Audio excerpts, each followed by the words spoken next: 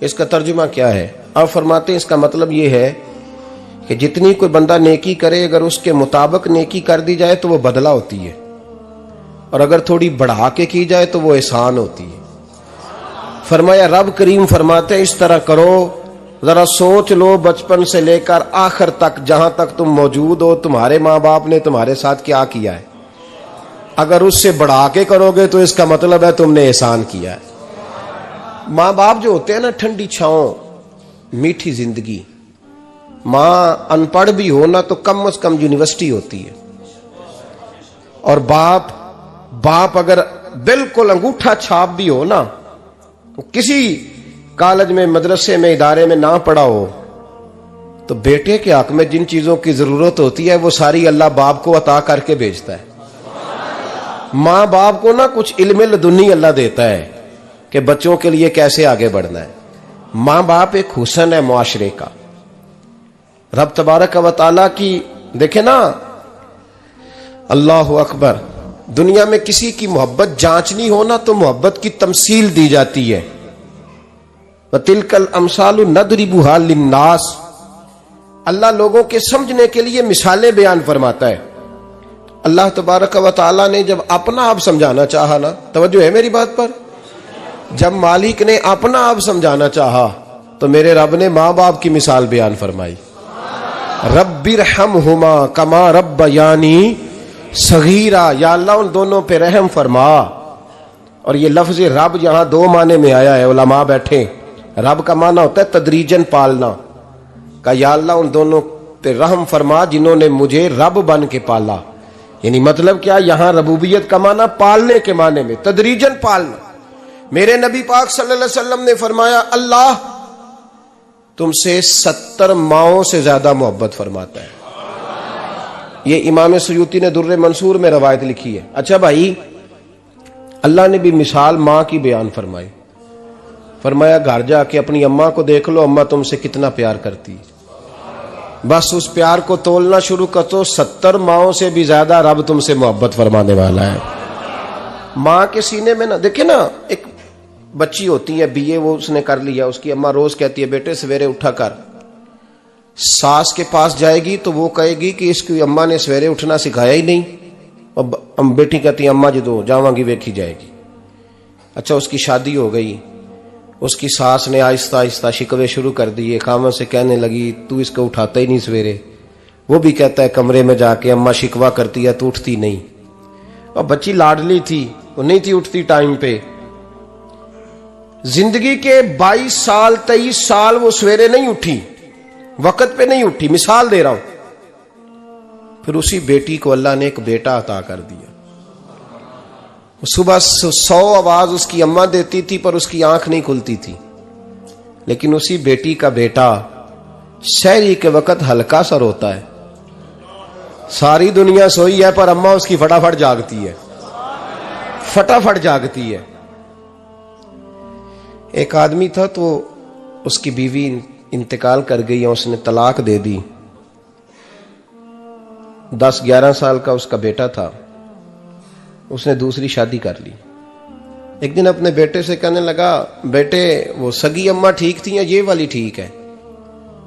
तो बेटा कहने लगा अब्बा जी ये ठीक है, वो सगी अम्मी झूठ बड़े बोलती थी, सगी अम्मी झूठ बड़े बोलती थी, झूठी थी, ये सच्ची है।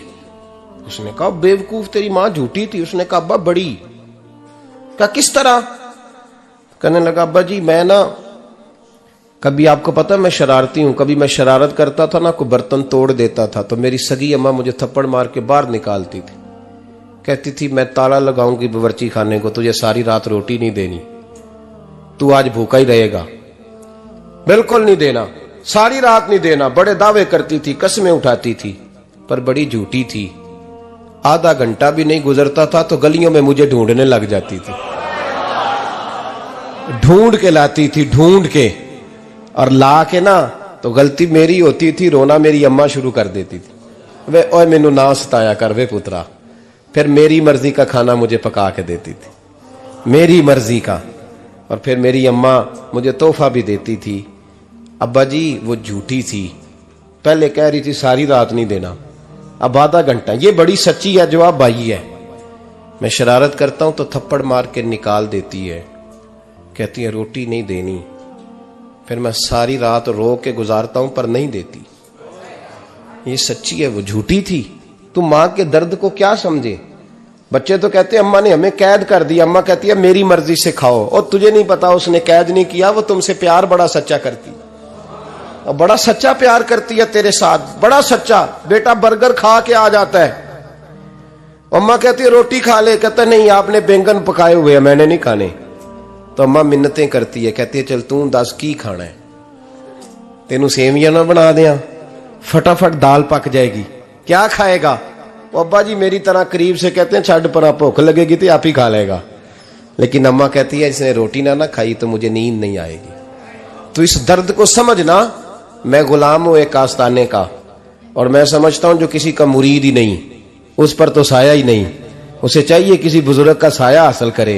लेकिन भाई ये बात भी बड़ी सच्ची है कि मेरे जैसे पीर के हाथ में 5000 रुपया नजराना दो ना, पीर साहब दुआ करना, तो पीर साहब ने दुआ पक्की याद की हुई है सबके लिए, रटी रटाई, अल्लाह खैर करे अल्लाह भला करे, तो सबके लिए रट्टा लगाया हुआ है।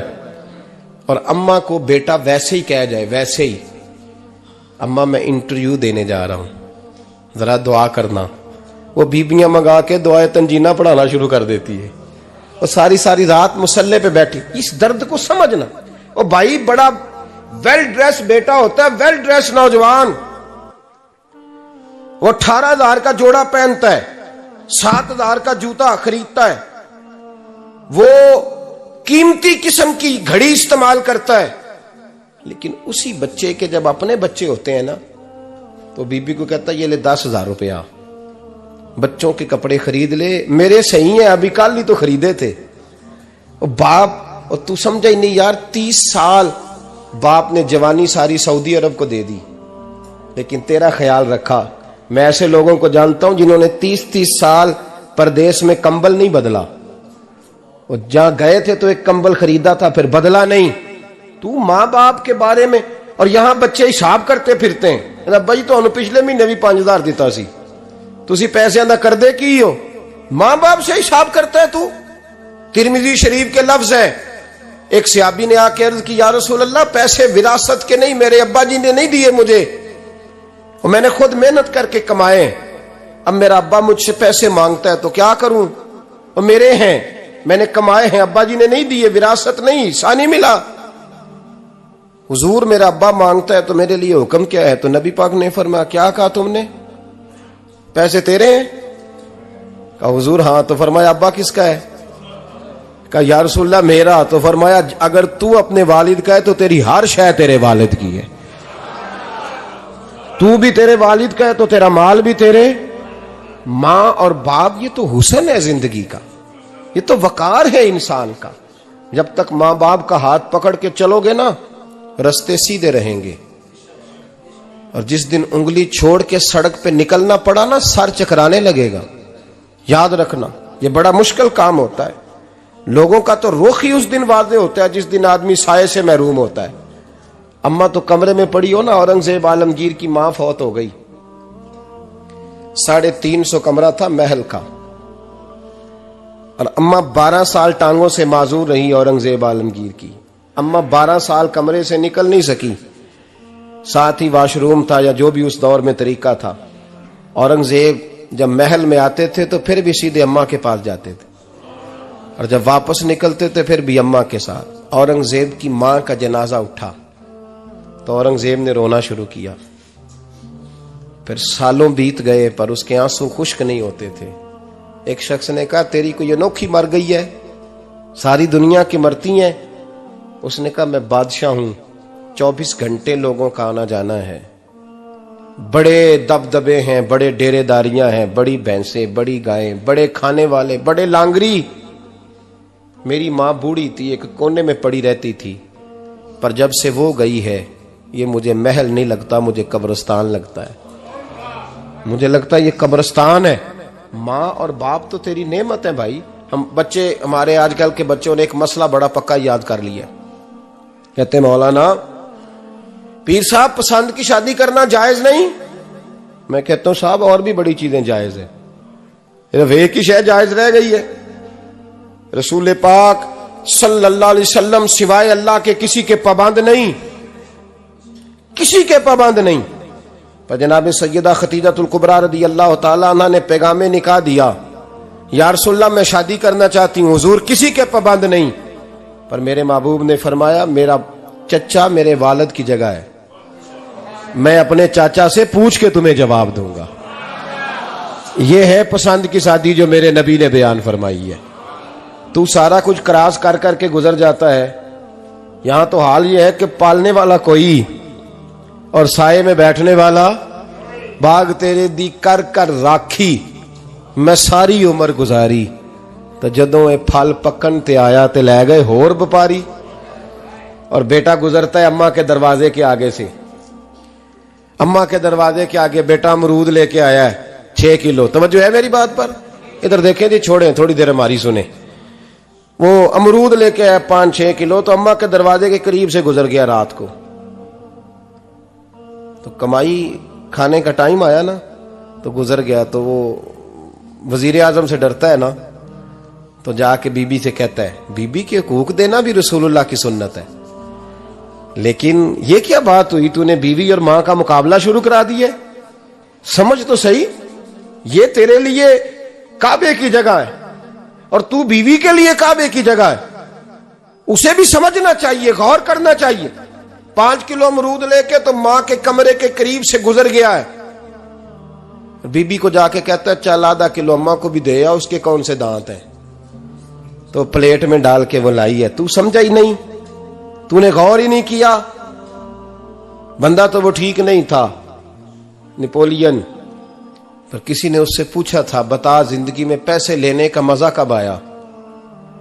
उसने कहा कि मुझे मजा तब आता था कि मैं अपनी सारी कमाई ला के अपनी अम्मा के हाथ पे रखता था, और फिर जब मैं अपनी माँ से थोड़ा थोड़ा खर्चा लेता था ना, थोड़ा थोड़ा, तवज्जो है मेरी बात पे? अम्मा जी 10 रुपए दे आज, कहते जब मैं थोड़ा थोड़ा खर्चा लेता था ना, तो मुझे यूं लगता था जैसे मैं बादशाह वक्त के सामने खड़ा हूं और वो खजाने का मुंह खोल खोल के मुझे देता जा रहा है। तो इस जायके को समझ तो सही भाई, तो इसको समझ तो सही भाई। याद रखें और गौर करें, मां और बाप। और फिर ये भी सुन लें, नबी पाक सल्लल्लाहु ताला अलैहि वसल्लम ने मां बाप के लिए फरमाया हुमा जन्नतुका व नारुक, यही तेरी जन्नत है और यही तेरे लिए जहन्नम है। अगर ये राजी हो गए तो तेरे लिए जन्नत है, नाराज हो गए तो चाहे तू 100 पीर के मजार पे हाजिरी दे आ, लेकिन जब तक अब्बा राजी नहीं उतनी देर तक अल्लाह राजी।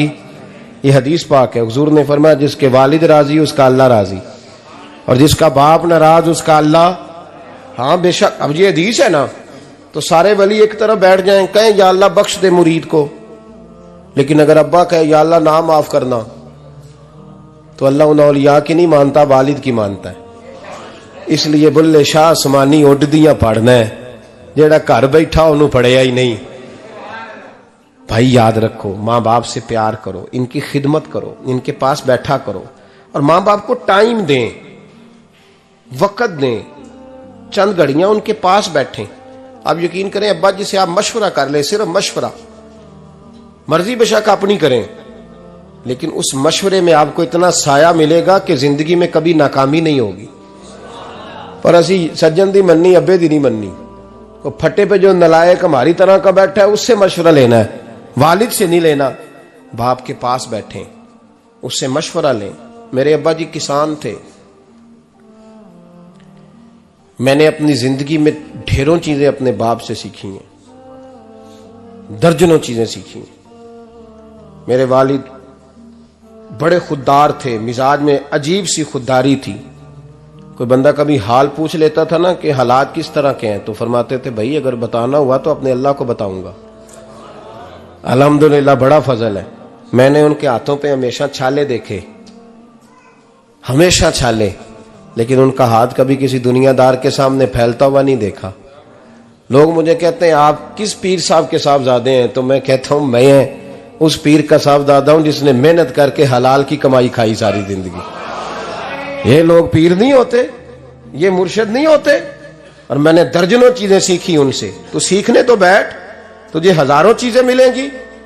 भाई अपनी जिंदगी में माँ बाप की तरफ देखो, सबसे जरूरी काम है इन्हें वक़्त दो। अम्मा के ओ भाई बड़ा मुश्किल है दुनियादारों से तारीफ कराना, तो अम्मा दे कोल ते एवं 2 मिनट राती बईए ना आखी अम्मा पैर कटे ना रजाई चो तेरे घुट छड़ा, तो अम्मा कहती जा मेरा पुत्र थकिया आया तू सो जाके, मैं कदों काम लगी सा, मैं कदों हल वान डई सा, जा सो जा जाके। बस ये कार्रवाई है। तूने 2 मिनट के लिए कह दिया, सवेरे पूरे मोहल्ले में तेरी अम्मा कहेगी अल्लाह मेरे पुत्र वर्गा पुत्र सारियां नूं दे। राती आउंदा है ते मैनू घुट के सौंदा है, अल्लाह घुटिया कोई नहीं सुया भी कार्रवाई पाई सू, लेकिन वो सबको बताती है। तो भाई इतनी कीमती चीज और तू छोड़ के मैं कभी जलसे से देर से आता था ना, अब तो जाता नहीं ज्यादा जगहों पे, कोशिश करता हूं कि चलो माहौल के मुताबिक, थोड़ा खुश्क आदमी हूं तो हर जगह सेट नहीं हो पाता, इसलिए कम जाता हूं। तो कभी रात को आते थे ना देर से, मेरी अम्मा जी शुगर की मरीज थी, तो मैं छोटे भाई को फोन करता था कि अम्मा जी सो गए, कहते सो गए। मैं कहता था कि तू ना इस तरह कर, नीचे आ जा, 2 बज गए, वो शुगर की मरीज है, आंख खुल जाए ना तो दोबारा लगती नहीं बुजुर्गों की, तो तू दरवाजा खोल दे, अंदर दस्तक दी तो दिक्कत होगी। तो मैं जूते उतार के अंदर दाखिल होता था, तो पहला कदम रखता था तो मेरी अम्मा बोल पड़ती थी पुत्र आ गए, आ गए। ओ भाई तू इस दर्द को समझना, कोई तुझे मिलेगा, कोई मिलेगा तुझे ऐसा।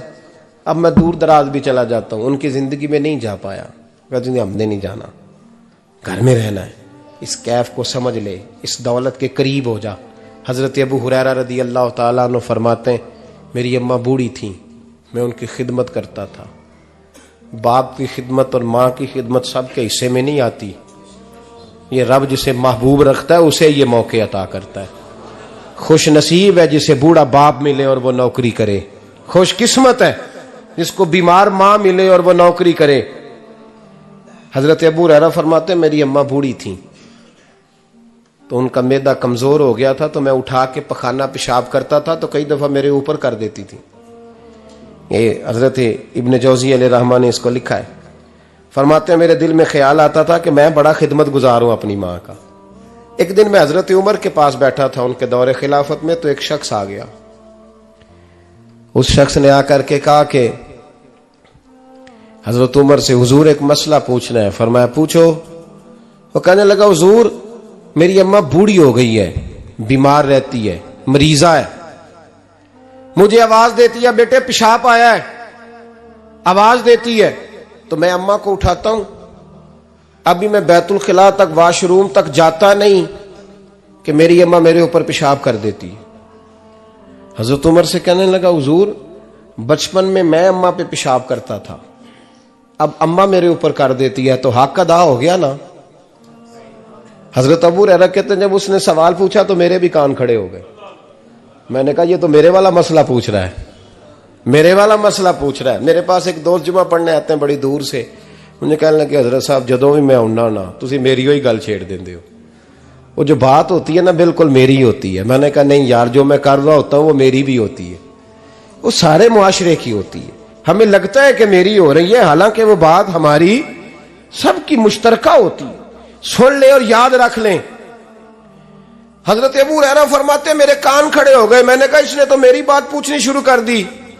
हजरत फारूक आजम से कहने लगा हुजूर बचपन में मैं अम्मा पे पेशाब करता था, वो मेरे ऊपर कर देती है, तो हक अदा हो गया। हजरत उमर कहने लगे नहीं कोई नहीं हुआ। उसने कहा हुजूर मुझे समझाएं, वो सारे काम जो मैं अम्मा के साथ करता था अम्मा मेरे साथ करती है, तो क्यों नहीं हुआ। हजरत उमर कहने लगे भाई पेशाब तो तू भी अम्मा पे करता था और अम्मा भी तेरे ऊपर करती है, पर तेरी और तेरी माँ की सोच में बड़ा फर्क है। उसने कहा हुजूर किस तरह, तो क्या जवाब है सैयदना फारूक आजम का, लौ काना नबिय्यम बाद लकाना उमर इब्न खत्ताब। क्या जवाब है। हजरत उमर फरमाने लगे तेरी और तेरी माँ की सोच में बड़ा फर्क है। कहा हुजूर किस तरह।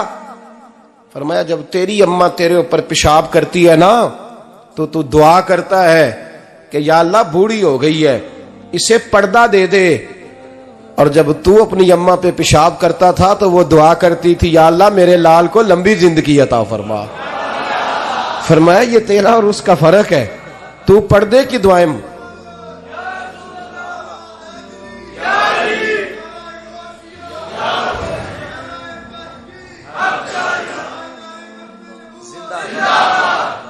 सुने अजीजों, कहा जब तेरी और तेरी मां की सोच में, और नबी पाक सल्लल्लाहु अलैहि वसल्लम ने फरमाया है जितने भी गुनाह इंसान करता है ना, अल्लाह करीम सजा को रोक देता है, कयामत में सजा देगा। और जो माँ बाप का नाफरमान है ना, उसको दुनिया में भी सजा मिलेगी। जो माँ बाप का नाफरमान है उसे दुनिया में भी, आप यकीन करें, बच्चे थोड़ा सा पड़ जाते हैं बेचारे, तो माँ बाप से कहते हैं अब्बा जी तुसी पुराने दौर दे हो, तो की पता होवे, और तुझे पता ही नहीं भाई, तुझे खबर ही नहीं, ये पुराने दौर के नहीं, तू बेवकूफों के दौर का है, तू समझ ये कोई तालीम है। अकबर अलाहाबादी ने कहा था हम ऐसी लाखों किताबें काबिले जब्ती समझते हैं, जब्त करने को दिल करता है, हम ऐसी लाखों किताबें काबिले जब्ती समझते हैं जिनको पढ़ के बेटे बाप को खबती समझते हैं। बात है करने वाली, मां और बाप इतना बड़ा दर्जा है। और भाई सुन लो और इस बात को याद रखना, दुनिया में सियाबी होने से बड़ी विलायत कोई नहीं। सारे वली गौस कुतुब अब्दाल मिलके भी सियाबी के कदमों की खाक तक को नहीं पहुंच सकते, लेकिन हजरत अवैसे करनी सियाबी नहीं बन सके सिर्फ अपनी अम्मा की वजह से, पीछे रहे। महबूब ने फरमाया तू वहां रह के मां की नौकरी कर, तेरा नबी तुझसे राजी है। इतना बड़ा काम उन्होंने छोड़ दिया, हुजूर की जाहिरी जियारत नहीं कर पाए, और तू कहता है मैं फलाने पीर साहब के आस्थाने पे होता हूं, अम्मा बड़े भाई के पास होती है, मैं जाता हूं तंजीमों के साथ, जमातों के साथ, और अम्मा फलाने के साथ। ये कैसी बात हुई? ये किस तरह का मसला हुआ? जो तेरी ड्यूटी है उस ड्यूटी को पहले अदा कर, नौकरी को पहले कर, फराइज का अदायगी पहले कर। तू फर्ज छोड़ के नफल के पीछे जा रहा है, इस काम को पहले सर अंजाम दे। मेरे नबी पाक सल्लल्लाहु अलैहि वसल्लम ने फरमाया वालिदैन के नाफरमान को दुनिया में सजा मिलती। हजरत मालिक बिन दिनार रहमतुल्लाह ताला अलैह फरमाते मुझे अल्लाह ने 60 हज करने की तौफीक अता फरमाई। कितने? बोल के बताएं। जिस बंदे के पास इतने पैसे हों कि हज पे जा सके, आ सके, और जितने दिन रहना है घर वालों को खर्चा दे सके, उस पर हज करना फर्ज है। पता है आपको, उस पर हज करना। इसलिए बयान कर रहा हूं कि हज की दरखास्तें जा रही हैं। हम पता क्या कहते हैं? हम कहते हैं बच्चे बड़े होंगे, शादी करूंगा फिर जाऊंगा। ये किसने फतवा दिया है? ये किससे आपने पूछा है? वो जब बड़े होंगे उनकी शादी की चीज उस वक्त आप पे फर्ज होगी। अभी जो फर्ज है उसको अदा करें। और ये तिरमिजी शरीफ की हदीस है, याद रख लें। नबी पाक सल्लल्लाहु अलैहि वसल्लम ने फरमाया जिस पर हज फर्ज था उसने किया नहीं, बगैर हज किए मर गया, या यहूदी होके मरेगा या ईसाई होके मरेगा। इतना बड़ा हुक्म है हज के हवाले से, लेकिन लोग इंतजार करते रहते हैं पता नहीं किस चीज का। जब आपको अल्लाह मौका दे, हिम्मत दे, तो पहली फुर्सत में ये फरीजा अदा करें, ये जरूरी काम है। हजरत मालिक बिन दिनार फरमाते मैंने 60 हज किए। एक हज के मौके पर मैंने बड़ा रश देखा, लाखों का इज्तिमा हुआ। मेरी बातों की समझ तो आ रही है ना आप दोस्तों? जो नहीं बोल रहे उन्हें भी आ रही है ना? अल्लाह जज़ा दे। कहते लाखों का मजमा था, तो मेरे दिल में ख्याल आया, मैंने कहा अल्लाह इतने लोग आए हैं, इनका हज कबूल भी हुआ है कि नहीं? फरमाते मैं सोच रहा था तो रात को ना ख्वाब में मैंने किसी कहने वाले को कहते हुए सुना कि सब का कबूल हो गया है। बल्ख का रहने वाला मोहम्मद बिन हारून बल्खी है, उसका हज कबूल नहीं हुआ। फरमाते शहरों के अलग-अलग खैमे लगते थे। अब भी आप हज करने जाएं तो पाकिस्तानियों की रिहाइशें अलहदा होती हैं, इंडियन की अलहदा, बांग्लादेश के अलहदा, मिस्री, यमनी, सब लोग अलग-अलग रिहाइशें होती, झंडे लगे होते हैं मुल्कों के। कहते मैंने सवेरे उठ के ढूंढना शुरू कर दिया, ढूंढता हूं वो बंदा मिले। कहते जहां बल्ख शहर के लोग रहते थे वहां चला गया, तो मैंने लोगों से पूछा तुम में मोहम्मद बिन हारून बल्खी कौन है? लोग कहने लगे वो तो बड़ा नेक आदमी है, परहेजगार है, बड़े भोले भाले, बड़े अल्लाह वाले, रियाज आपको बस हम ही जानते हैं, वो तो बड़ा नेक है, परहेजगार आदमी। कहते मैंने कहा अच्छा कहां है? उन्होंने कहा पहाड़ के पीछे उसने खैमा लगाया हुआ है, सारी रात इबादत करता है, सारा दिन रोजा रखता है, कायमुल लैल है, साइमुद दहर है। क्या बात?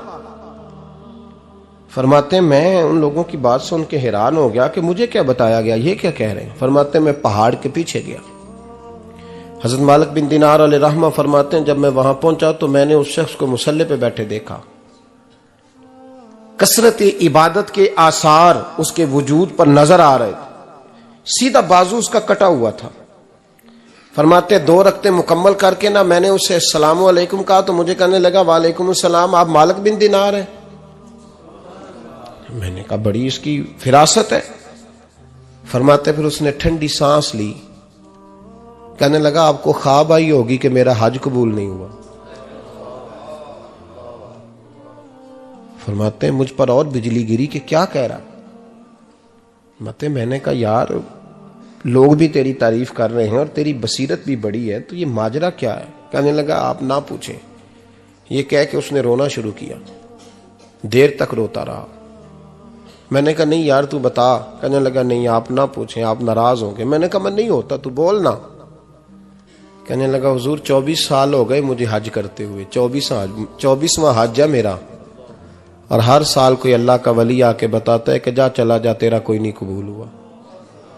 बेपरवाही वेख सज्जन दी जिथे किसे दी पेश ना जावे, उन्हें ताजा वाले दर दर रोले ते मंगते तख्त बिठावे। आजम किसे नु कारा मिलदा ही कोई काबे ओ खाली आवे। कहते हैं उसने मुझे कहा हुजूर 24वां हज है, हर साल कोई बताता है। मैंने कहा तेरी गलती। कहने लगा मैं अपनी मां का नाफरमान। मैंने कहा वाकया क्या हुआ। कहने लगा हजरत अल्लाह ने मुझे दौलत दी, माल दिया, जमीनें दी, तो मैं अय्याश हो गया। आप यकीन करें अल्लाह लोगों को माल देता है तो वो समझते हैं मेरी चालाकी से आया है, मैं तेज बड़ा था इसलिए आया है। नाफरमान होते हैं। लेकिन जो रब लेना जानता है, देना जानता है, वो लेना भी। वारस शाह मान करी ना वारसा दा, रब बेवारसा करके मार दई। लोग बड़े स्मार्ट बन जाते हैं, उनकी गुफ्तगू में बड़ा तकब्बुर होता है, उनके निगाहों के अंदाज में बड़े, वो कहते हैं ओहो सब लोग बेवकूफ हैं, सिर्फ मैं सियाना हूं, काम जो सही चल रहा है। ओ भाई 1 मिनट लगता है इंसान को बादशाह से फकीर होने में। एक इमाम मालिक रहमतुल्लाह अलैह बैठे थे तो हारून रशीद आपसे कहने लगा इमाम अबू मालिक से, हजरत बताएं इस वक्त अल्लाह क्या कर रहा है। आप फरमाने लगे यार तू बड़े मोटे दिमाग का है, किस तरह के सवाल पूछता है। बादशाह था ना, कहा नहीं आप बताएं। तो इमाम मालिक फरमाने लगे तू तख्त पे बैठ के सवाल पूछता रहता है और मैं नीचे बैठ के जवाब देता रहता हूं, नीचे आ फिर बताता हूं। उसने कहा जनाब बताएं। फरमाने लगे तू सवाली है ना, तो तू नीचे बैठ और मैं ऊपर बैठता हूं। क्या जनाब आ जाए। हारून रशीद नीचे आ गया, इमाम मालिक तख्त पे बैठ गए। फरमाने लगे अब बता क्या पूछ रहा था। कहने लगा हुजूर पूछा था अल्लाह इस वक्त क्या कर रहा है। फरमाने लगे रब इस वक्त तुझे समझा रहा है कि इस तख्त पे तकब्बुर न करना, 1 मिनट लगता है मैं तुझे उठा के मालिक को बिठा दिया करता हूं, ये तुझे समझा रहा है, लिहाजा इस समझ पे कायम रहना, तकब्बुर न करना, 1 ही तो मिनट लगता है, ये तुझे समझा रहा है। तो वो शख्स कहने लगा मोहम्मद बिन हारून बल्खी इमाम मालिक बिन दिनार से कि हुजूर बड़ी दौलत थी तो मैं अय्याश हो गया था। रमजान का महीना था, अम्मा तंदूर में रोटियां लगा रही थी, मैं शराब पी के घर आ गया। हमारे यहाँ ये भी फैशन है ना, अब मेहंदी वाले दिन चौधरी साहब के डेरे पे जवान शराब पीते हैं तो पूछते हैं हाजी साहब आप तो हाजी भी हैं, तो डेरे पे मुंडे क्या करते रहे। कहते मैं डेरे तो सा मैनू नहीं पता, वो कार लगे सन। हाजी साहब आपको सारा पता है और अल्लाह आपसे पूछ लेगा। यहां तो कोई आदमी चुप कर जाएगा आपके किलों की वजह से, लेकिन अर्श के मालिक को भी तो जवाब देना है कि नहीं। क्या तरीका है देखे ना, कुल वाले दिन महफिल और मेहंदी वाले दिन अल्लाह से सिर्फ दुखों का रिश्ता है, रसूलुल्लाह से सिर्फ गमों का रिश्ता है। अगर तूने ढोल ढमक्का शोर शराबा किया है शादी वाले दिन तो कुल वाले दिन भी बजा, तेरा पता चले, जनाजे पे भी बजा। क्या तमाशा है। मजहब सिर्फ रस्म है, जरूरत है, कोई मर गया तो कुरान पाक खोल लो, बाकी जो मर्जी करो। हज भी कीती जांदे हो, लहू भी पीती जांदे हो, खो के माल यतीमां दा भेज मसीती जांदे हो, फट दिलां दे सींदे नहीं, टोपियां सीती जांदे हो, नफ्स ते छुरी फेर दे नहीं, बकरे कीती जांदे हो, फर्ज भुलाई बैठे हो, नफला नीति जांदे हो, ओ दसो ते सही बुल्ले नू ए की कुछ कीती जांदे हो, ओ दसो ते सही बुल्ले शाह नू की कुछ कीती जांदे हो। कोई तरीका है? कोल शरीफ पे मौलवी साहब तशरीफ लाइएगा, अब्बा जी के कोल है, तो मैं तो कहता हूं बजा ना बैंड बाजे वाला आज भी, तेरा पता चले कि ये दो दो काम कैसे होते हैं। तू किस तरह दो कश्तियों का, समझ नहीं आती बात की। मैं तो जाता ही नहीं बैंड बाजे वाली शादी पे, मैं कहता जो तुमको मर्दी पढ़ा लो। ने कहा हमसे नहीं दो दो काम होते, अल्लाह रोजी देने वाला है, एक ही करते हैं। दो रंगी छोड़ के यक रंग हो जा, सरासर मोम हो जा या संग हो जा, मौज करो। हम इस चक्कर में पड़ते ही नहीं, हम वो रास्ता ही छोड़ देते हैं जो हमारी तबीयत के मुताबिक नहीं होता। बस खत्म हो गई बात। इसलिए गौर करें और याद रखें इस बात को। इमाम मालिक बिन दिनार रहमतुल्लाह अलैह फरमाते हैं, मुझसे कहने लगा पैसे आए तो मैं याश हो गया। रमजान का महीना था, असर के बाद मेरी अम्मा इफ्तारी की तैयारी कर रही थी, मैं गया, मैंने कहा शराब पी हुई, अम्मा रोटी दे। तो अम्मा कहने लगी शर्म कर, शर्म कर, रोजा रखा नहीं तो जिन्होंने रखा है उनका तो ख्याल कर। कहते अम्मा की बात का मुझे गुस्सा लगा। मैं कहा करता हूं बदनसीब है वो बेटा जिसका बाप उससे बात करते हुए डरता है कि पता नहीं कहां से बोलेगा। बदनसीब नहीं वो बेटा जिसकी मां उससे बात करते हुए सहम जाती है कि पता नहीं कौन सी बोली बोलेगा। बदनसीब नहीं कि मां बाप भी जिससे खोल के बात ना कर सके। हजरत मालिक बिन दिनार से कहने लगा, अम्मा ने जब कहा ना शर्म कर, तो मुझे गुस्सा आया, मैंने मां को थप्पड़ मारा और मेरी मां जलते हुए तंदूर में गिरी। लोगों ने मुझे पकड़ के अंदर बंद कर दिया कमरे में। सारी रात मैं शोर सुनता रहा पर नशे में धुत रहा। सवेरे आंख खुली तो मेरी बीवी बैग बांध रही थी।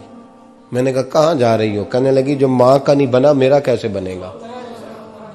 वो मैंने कहा मेरी अम्मा का, वो तो लोगों ने रात को ही दफन कर दी जनाजा पढ़ के। तड़प के कहने लगा मुझे क्यों नहीं बताया? तो कहते हैं लोग कहने लगे तेरी मरती हुई मां कह गई थी इसे मेरा मुंह ना देखने देना, मेरे जनाजे के करीब ना आए। हजरत मालिक बिन दिनार फरमाते हैं जब उसने ये बात सुनाई तो मैंने भी उसके मुंह पे थप्पड़ मारा। मैंने कहा तू इसी काबिल है। कहते हैं वो रोने लगा, हुजूर दुआ करे अल्लाह मुझसे राजी हो जाए। कहने लगा जब मां की इंतकाल की खबर मिली तो मैंने कुल्हाड़ी लेके वो हाथ काट दिया जिससे मां को मारा था। मैंने सारी जायदादें खिरात कर दी। 24 साल हो गए, 24 साल। सारी रात नमाज पढ़ता हूं, रोजा रखता हूं, हज करता हूं, पर हर साल कोई आके कहता है जा दौड़ जा तेरा कोई नहीं कबूल हुआ। हुजूर दुआ करे मालिक राजी हो जाए। फरमाते मैं थप्पड़ मार के आ गया। मैंने कहा तुझसे राजी हो जाए इतने जालिम से?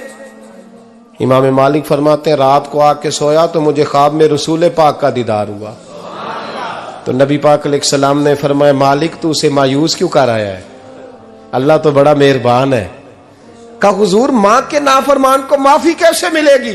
तो इमाम मालिक फरमाने लगे नबी करीम ने फरमाया जा उसे जाके बता दे तुझे कयामत में तेरी मां की वजह से बख्श दिया जाएगा। कहा हुजूर अम्मा की वजह से किस तरह? तो महबूब फरमाने लगे इसकी मां कयामत में इसके खिलाफ मुकदमा दायर करेगी रब करीम की अदालत में। ए अल्लाह मैंने 9 माह पेट में रखा, दर्द सह के इसे जना, जिगर का खून पिला के पाला और इसी ने मुझे कत्ल किया। रब करीम इसकी मां का मुकदमा सुन के कहेगा उठाओ इसको दोजख में फेंको, इसने मां जलाई थी इसे भी जलाओ। महबूब फरमाने लगे जब पकड़ करके मालिक उसको मोहम्मद बिन हारून को लोग ले जाएंगे ना जहन्नम की तरफ, अभी फरिश्ते घसीटेंगे ही तो पलट के फिर अम्मा की तरफ देखेगा और दूसरी दफा फिर घसीटेंगे तो पलट के देखेगा और तीसरी दफा फिर पलट के कहेगा अम्मा ये मुझे जलाने लगे, अम्मा ये जहन्नम में फेंकने लगे। मेरे हबीब फरमाने लगे वो जल के मरने वाली मां वहां भी बोल पड़ेगी, कहेगी या अल्लाह चल मैंने माफ किया तू भी माफ कर दे। ऐ अल्लाह मैंने माफ किया तू भी माफ कर दे, अल्लाह तू माफ कर दे इसे, अल्लाह तू इससे दरगुजर फरमा, इसे माफ कर दे। मेरे महबूब पाक अलैहिस्सलाम फरमाते रब करीम कहेगा इसने तुझे जलाया, तो कहेगी अल्लाह ये तो बेटा था इसने जला दिया, मैं मां हूं, मेरे सामने जले तो मैं कैसे बर्दाश्त कर सकती हूं। फरमाया उसने जला के मारा था, पर उसी मां की वजह से रब करीम इसे जन्नत अता फरमाएगा।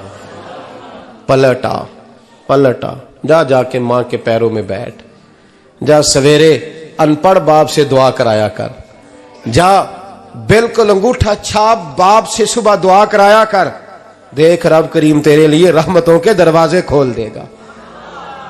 और आखिरी बात ये भी सुन ले, मां बाप के इंतकाल के बाद रिश्ते खत्म नहीं होते। रिश्ते खत्म, क्या दुआ मांगते हो नमाज में? रब्बना इग़फिरली। इसका मतलब है मां बाप तो है ना, वो जो औलाद बचपन में चली जाएगी ना, नाबालगी में, छोटे बच्चे, वो कयामत में मां बाप की सिफारिश करेंगे। मां बाप के इंतकाल के बाद भी आला हज़रत फाज़िल बरेलवी ने 12 हुकूक लिखे हैं मां बाप के फतावा रज़विया में। फरमाया उनके दोस्तों से दोस्ती रख, उन्होंने जो वादे किए थे वो वादे पूरे कर, अगर उनके जिम्मे कर्जे हैं तो अदा कर, और अगर तेरे माँ बाप जो नेकियां करते थे वो नेकियां जारी रख। और इमाम जलालुद्दीन सयूती ने शरह सुदूर में लिखा है, जमीन पे रह के गलत काम ना करना, वरना फरिश्ते कब्र में जाके तेरे माँ बाप को कहेंगे तो कितनी बुरी औलाद पैदा करके आया। और फरमाया तो दुनिया में रह के अच्छे काम कर, चाहे दुआ मांग चाहे ना मांग, फरिश्ते कब्र में जाके कहेंगे क्या बात है तुम्हारे बेटे की, कैसा लाल पैदा किया है, दुनिया खैर से भर दी है। और भाई मुझसे कोई बंदा पूछे ना कि माँ बाप को इसाले सवाब का सबसे बेहतरीन तरीका, तो मैं कहता हूं बेटे नमाजी हो जाओ।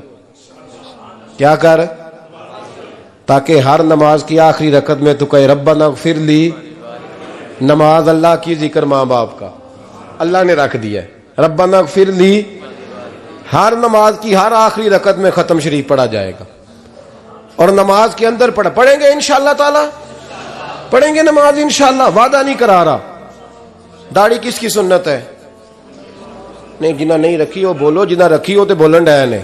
किसकी सुन्नत है? तो सरकार के गुलामों ने रखनी है, किसी और ने रखनी है? गुलाम कहते हैं अभी हम नेक ही नहीं, नेक होंगे तो रखेंगे। वो खुदा के बंदो, नेक तो सारी जिंदगी बंदा नहीं होता। कभी किसी ने दावा किया है वली गौस कुतुब ने कि अब मैं बिल्कुल गुनाह नहीं करता, मैं पाक साफ हो गया हूं? किया है कभी? ये शैतान का वसवसा है। दाढ़ी हुजूर की सुन्नत है, और रखो तो नबी पाक की मर्जी के रखो, पूरी मुट्ठी रखो, अपनी मर्जी की ना रखो। जितनी मुझे अच्छी लगती है उतनी मैंने रख ली। एक मुट्ठी दाढ़ी रखें, सारी दुनिया की ट्रेनें गुजरती हैं तो गुजर जाएं, नमाज का वक्त नहीं गुजरना चाहिए। बस खत्म हो गई बात। दुनिया तो चंद रोज है, ओ पईयां देश दियां कबरां जिन्हां ते फुल पे, उधरों कोई नहीं जी आमदा ते इधरों लखां गए। नमाज सबसे पहले, इसलिए कि रब रसूल के बगैर हमारा गुजारा ही नहीं, गुजारा ही नहीं। नमाज, कुरान पाक और दुरूद व सलाम, ये कज़ा होना ही नहीं चाहिए, जो मर्जी हो जाए। और साथ साथ सुन्नत और शरीयत का लिहाज करना सीखें। और मेरी अपील ये है, हर इमारत पे गुलाफ नहीं चढ़ता, सिर्फ खाना काबा पे चढ़ता है। हर किताब का गुलाफ नहीं होता, सिर्फ कुरान पाक का होता है। हर बीबी का पर्दा नहीं होता, सिर्फ मुसलमान औरत का होता है।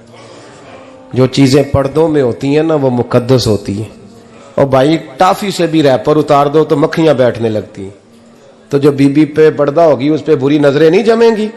ड्यूटी है आपकी, बेटियों को पर्दा कराएं, बहनों को पर्दा कराएं, माँ बाप माओं को गुजारिश करें। पर्दा हुस्न है मुसलमान का। जिस घर में पर्दा रहता है उस घर में अल्लाह के फरिश्ते रहमत नाज़िल फरमाते हैं। ये कोई फैशन, कोई तरीका, कोई मतलब ही नहीं इन चीज़ों का। बापर्दा करें अपने घरों को। दुआ करता हूँ अल्लाह तबारक व तआला मेरी इस हाज़िरी को कबूल फरमाए। अल्लाह आप सबका आना कबूल फरमाए।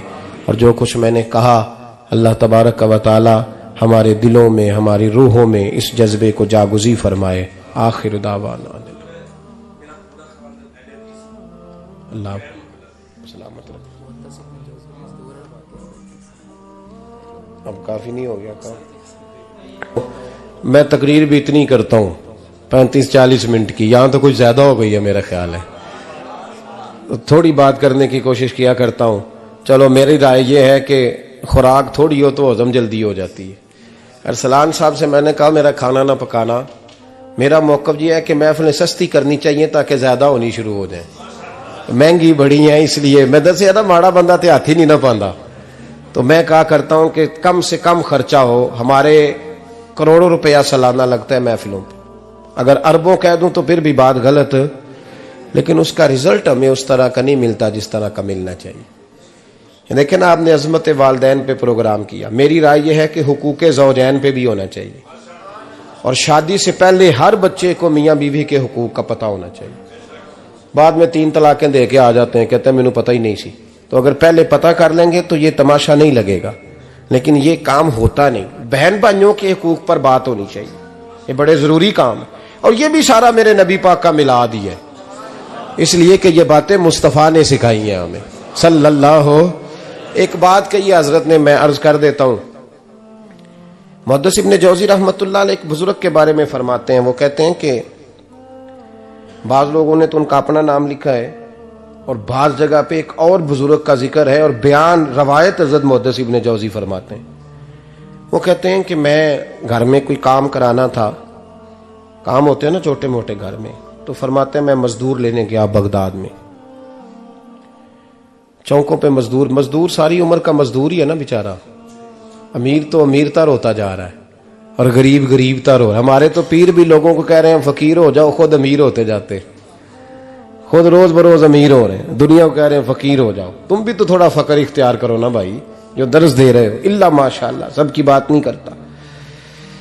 फरमाते हैं कि मैं ना मजदूर लेने गया, बगदाद के चौक में मजदूर बैठे होते थे, तो मेरी उन मजदूरों में से ना एक नौजवान बच्चे पे नजर पड़ी।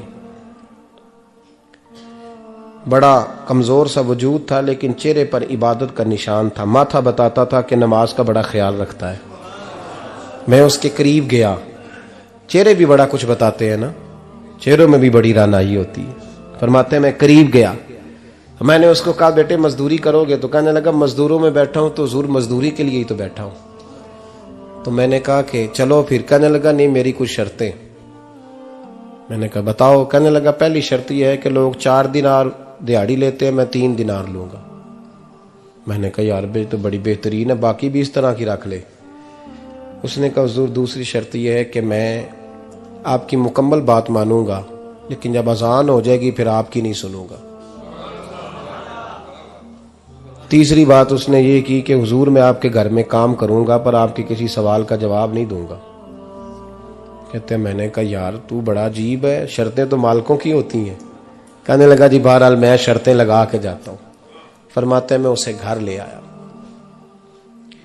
काम मैंने उसको बताया, तो जो काम मजदूर सारे दिन में करता है ना, उसने 2 घंटे में कर दिया। हमारे मजदूर सिगरेट पीने में भी तो आधा घंटा लगाते हैं ना, वो चाय पीने जाएं तो पौना घंटा वहां। उनको भी तो दयानतदारी करनी चाहिए कि नहीं करनी चाहिए? ने मुआहदा किया है ना जी, तो पूरा उतरना चाहिए ना। कहते 2 घंटे में। अब काम जब बंदा शुरू कराता है तो काम और निकल आता है। कहते काम मैंने उसको और बता दिया, वो करने लगा। उसने मिट्टी निकाल के रखी थी बाहर रास्ते में, तो अजान हो गई जोर की। उसने वहीं कुदाल छोड़ी कई और चलने लगा। तो मेरा बेटा कहने लगा इसको जरा बराबर कर दो। कहने लगा चुप कर जा, तेरे बाप से बात हुई थी, जब अजान होती है तो मैं किसी और की नहीं सुनता, सिर्फ अल्लाह रसूल की सुनता हूं। कहते हैं मस्जिद चला गया, नमाज पढ़ के आया तो दोपहर का वक्त था। मेरी बीबी कहने लगी इसको को खाना खा ले। कहते हैं हमने कहा खाना खा लो, तो कहने लगा मैंने रोजा रखा हुआ, रमजान भी नहीं था, नफली रोजा रखा हुआ। फरमाते हैं शाम हुई, मैंने 3 दिनार दिए, तो मैंने कहा तेरा नाम क्या है? कहने लगा मैंने आपसे कहा था मैं किसी सवाल का जवाब नहीं दूंगा। तो वो चला गया। अगले दिन मैं फिर लेने गया उसे, काम कुछ और निकल आए, तो लोगों ने बताया वो सिर्फ हफ्ते वाले दिन आता है। मैंने कहा क्यों? कहने लगे जी वो कहता है मेरा हफ्ते का खर्चा 3 दिनार है, जब 3 दिनार कमा लेता हूं तो बाकी सारा टाइम अल्लाह रसूल की जिक्र में गुजार दिया करता हूं। फरमाते हैं जी अगले हफ्ते मैं फिर लेने गया, मैंने पूरा हफ्ता इंतजार किया कि काम उसी से कराना है। मैं जब गया तो मैंने कहा चलो। कहने लगा मेरी शर्तें याद है ना? और मैंने कहा याद है भाई, साथ चल। फरमाते हैं काम कराया, 2-3 हफ्ते वो आता रहा। 1 हफ्ते में गया तो लोगों ने कहा हुजूर आज नहीं आया। क्यों? कहने लगे बीमार हो गए। कहाँ घर है? कहने लगे बगदाद के कब्रिस्तान के पीछे जो कच्ची आबादी है उसमें रहता है। फरमाते मैं गया, दरवाजे पे दस्तक दी तो कहने लगा हुजूर आप हैं, दरवाजा खुला है, आ जाइए। फरमाते मैं अंदर गया तो मैंने कहा तुम्हें कैसे पता चला मैं आया हूं? कहने लगा हुजूर अल्लाह वाले हो, आप नहीं आना था, वरना अमीर तो गरीबों का पता लेने कोई नहीं आते। कहते मैं करीब गया तो कहने लगा मैं आपका इंतजार कर रहा था, तेज बुखार है, तप रहा। जेब से कुछ पैसे निकाले, कहने लगा ये पैसे रख लें। एक अंगूठी निकाली,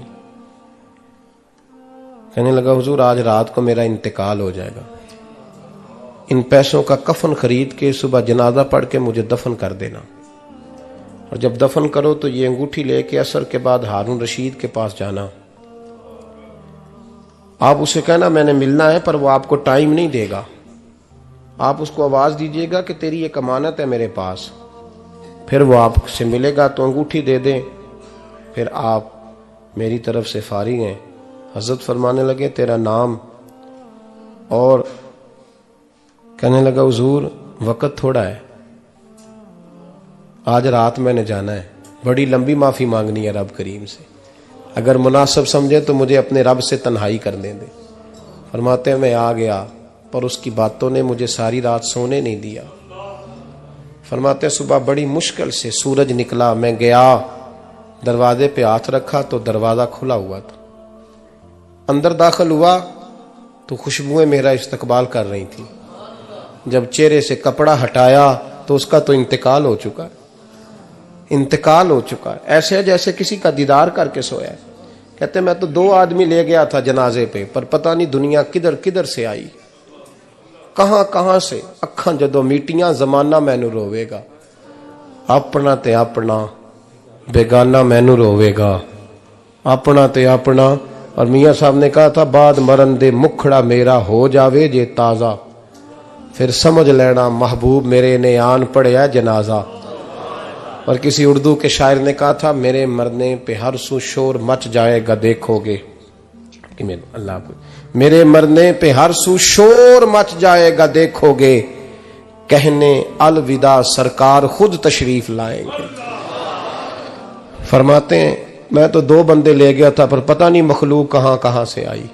जनाजा पड़ा, दफन किया। हारून रशीद के पास में असर के बाद गया, मैंने बुलाना चाहा पर बादशाह था, मेरी तरफ देखा ही नहीं। मैंने उसको कहा तेरी एक अमानत मेरे पास है। फरमाते हैं वो मुझे कोने पे ले गया, क्या बात है, कमरे में बुलाया, मैंने अंगूठी दी। हारून रशीद तो चीखे मारने लगा, कहने लगा अंगूठी वाला कहाँ है? मैंने कहा वो तो इंतकाल कर गया। कहने लगा मुझे कब्र पे ले चल। कहते मैं कब्र पे लाया तो वो लेट गया, तड़प के रोने लगा। मैंने कहा मेरा कलेजा फट जाएगा, ना उसने कुछ बताया ना तूने बताया, ये कौन था? तो हारून रशीद कहने लगा ये मेरा बेटा था। मैंने कहा तेरा बेटा और मजदूर? कहने लगा हुजूर ये हजरत दाऊद ताई के पास बैठा करता था, उनका मुरीद था, मुझे रोज कहता था अब्बा तूने बड़ी दुनिया इकट्ठी कर ली है, मरते वक्त तुझसे टांगे समेटी नहीं जाएंगी, इतना हिसाब नहीं तू दे सकेगा। मैं इसको समझा देता, इसकी अम्मा समझा देती। ये रोज हमें कहता छोड़ दो, आ जाओ अल्लाह रसूल की बारगाह में झुक जाएं, हम समझ। एक दिन ये चला गया, कहने लगा फिर तुम्हारा रास्ता और है और मेरा रास्ता और है। ये सोने की अंगूठी गलती से इसके पास रह गई थी, गलती से हीरे की अंगूठी चली गई। कहने लगा देखो मेरे बेटे ने आज वो भी वापस कर दी है। फिर तड़प के कहने लगा हारून रशीद था तो ये मेरा बेटा, पर मेरा मुर्शद निकला, मेरा पीर निकला। भाई जिंदगी तो बड़ी थोड़ी है ना। बाबा साहब ने कहा था उठ फरीदा सुत्या, और दाढ़ी आ गया पूर, अग्गा नेड़े आ गया, पिछा रह गया दूर। उठ फरीदा सुत्या खलकत वेखन जा, मते कोई मिल जाई बख्शिया ते तू भी बख्शिया जा। उठ फरीदा सुत्या झाड़ू दे मसीत, तू सुते रब जागदा, तेरी डाडे नाल परीत। मेरा रब हमें भी अपनी बारगाह में कबूल फरमाए। आखिर दावाना अनिल हम्दुलिल्लाह।